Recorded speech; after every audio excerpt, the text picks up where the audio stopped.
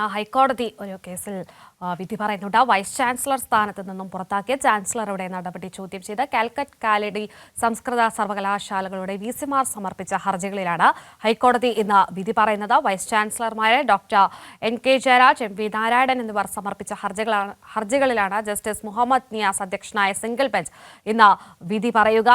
ചേതനുണ്ട് കൂടുതൽ വിശദാംശങ്ങളുമായി കൊച്ചിയിൽ നിന്നും. Chethan, good morning.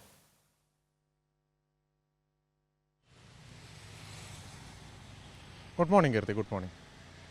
ചെറിയ കേസുമായി ബന്ധപ്പെട്ട് എങ്ങനെയാണ് കോടതിയുടെ നിരീക്ഷണങ്ങൾ? എപ്പോഴായിരിക്കും വിധി ഉണ്ടാവുക?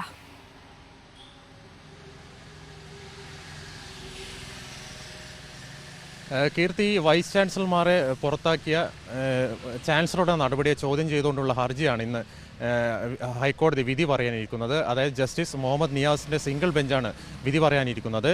കാലടി VCയും അതുപോലെ തന്നെ കാലിക്കറ്റ് VCയുമായ doctor MK Jayaraj, MV Narayanan എന്നിവർ സമർപ്പിച്ച ഹർജിയിലാണ് ഇന്ന് ഹൈക്കോടതിയുടെ സിംഗിൾ ബെഞ്ച് വിധി പറയാനിരിക്കുന്നത്. ഇന്ന് ഉച്ചയ്ക്ക് ശേഷം വിധി വരുമെന്നാണ് നമ്മൾ പ്രതീക്ഷിക്കുന്നത്. ഗവർണറുടെ ഉത്തരവ് നടപ്പാക്കുന്നത് ഇടക്കാലത്തേക്ക് ഹൈക്കോടതി തടഞ്ഞിരുന്നു. അതുപോലെ തന്നെ ഈ കേസിൽ ഗവർണറുടെ വാദം എന്തെന്നാൽ UGCയുടെ ചട്ടങ്ങൾ പ്രകാരമാണ്, UGCയുടെ ചട്ടങ്ങൾ പ്രകാരമല്ല ഇവരുടെ നിയമനം നടന്നിരിക്കുന്നത്, അതുകൊണ്ടാണ് ഇവരെ പുറത്താക്കിയതെന്നാണ് ഗവർണറുടെ വാദം.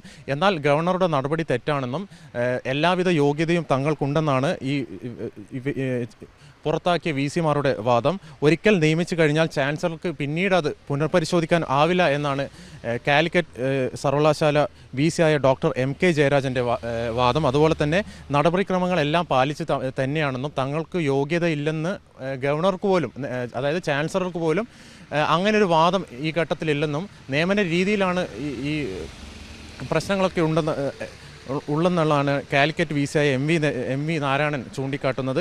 ഏതായാലും ഉച്ചയോടുകൂടിയാണ് ഈ കേസിൻ്റെ വിധി വരിക എന്നാണ് നമ്മൾ പ്രതീക്ഷിക്കുന്നത്. ഇരു കൂട്ടരും വാദങ്ങൾ കോടതി വിശദമായി